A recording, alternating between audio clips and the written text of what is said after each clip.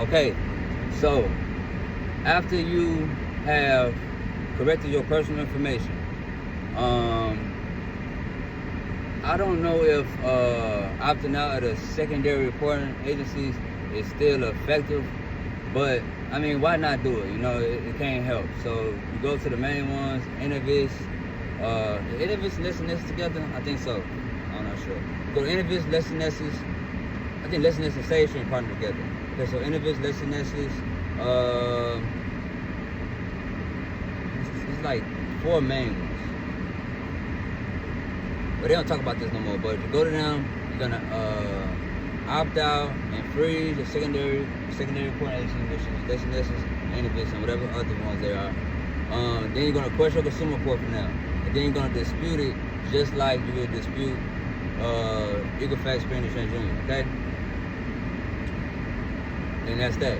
And then after that, you're gonna go and look at. You can easily look at the inaccuracies or unverified information or invalid information. Look at it from most harmful to consumer report, and then attack it that way.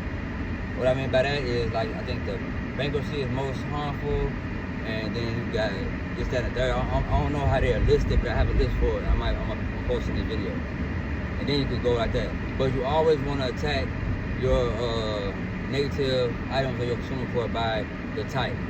So you don't want to use a letter trying to attack everything in consumer report. They're going to pick your weakest argument, and then they have constituted and did their job for the reinvestigation pursuant to 15 U.S.C. 1681I, A1A, or A1. A1A, okay. If I messed up, y'all can fact check. So you want to be like, okay, let's say you got charge-offs, right? Okay, you want to look at all 3 consumer reports, and say you got a Capital One charge off. Okay, I'm gonna attack the Capital One charge off for Equifax. Then I'm gonna go to first I'm gonna look at all the charge offs on Equifax. If I got 3 charge offs for different creditors, I'm gonna use this letter for charge offs for all 3. Okay. Now, if I'm factually disputing, then I'm gonna factually dispute the Capital One. Then I'm gonna factually dispute the Navy Federal. Then I'm gonna factually dispute the what's another bank? What's another bank? Truist Bank. Okay. I'm gonna factually dispute each one of those. What I mean by that is I'm gonna look at them, dissect them, and be like, okay, well, this one went from 30 days to 90 days of I can't think of the name. Of missed payments, late payments, right? The charge-off supposed to occur between 120 and 180 days from the first day of delinquency. And they can't keep on re-aging the charge-off because the charge-off supposed to fall off in 7 years, but we're not gonna wait 7 years. So by them keep on re-aging it, keep on putting a new date on there, a new date of first delinquency, they're re-aging it, and that is a violation. That is a violation of the FCRA. Okay. So just that, for example, you will factually dispute the charge-offs. You use the tie in consumer law with it, and tie in case law relevant to the situation, and then you will send in round 1, round 2, round 3. If you have to go to round 3, then the next one, if you want to do round 4 if you want to, but after that you should be getting your exhibits ready to go to small claims court, because you can't keep on sending letters. They don't want to be compliant. We'll have the judge make them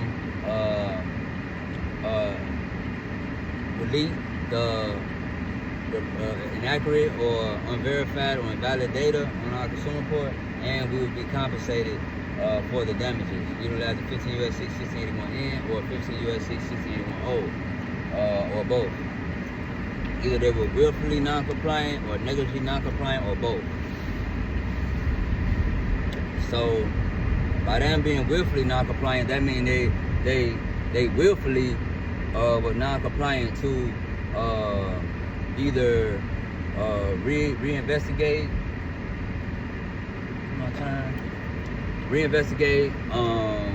or to delete an unverified item off of a consumer report after sending a stall letter. It all depends on what you It all depends on what you sent and then what they sent.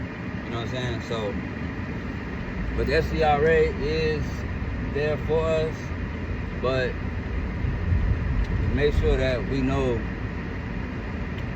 that we have to give them a chance. We have to let them know of the inaccuracy on our consumer report first. And then, after we dispute the first time, either they delete it or they come back with some bullshit as verified and accurate. Now we're gonna give them another chance. Now we're gonna give them another chance to fix the problem, right? So they come back with that verified and accurate. We send them, hey, I need that description and procedure. How did y'all come back as verified as accurate bullshit? And y'all can't just parrot what the creditor says. What the creditor says, because you have to complete your own reinvestigation. Just like a creditor has to complete their own reinvestigation. Okay? And a debt collector cannot use their own internal sources to complete a reinvestigation. So, if they're just they just come back with some bullshit verified as accurate and they haven't completed a reinvestigation and they just verified it because the furnisher said so without doing their own investigation, then they have violated the FCRA. And that's when you use your exhibits and prove that they have been non-compliant and you have took the necessary steps to give them a chance to be compliant, and you have took the necessary steps to try to settle out of court and to save the court's time. So it's just simple as that.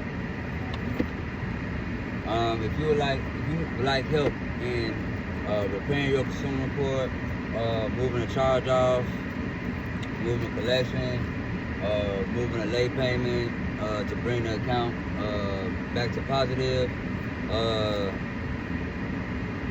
comment charge off, and I'll DM you.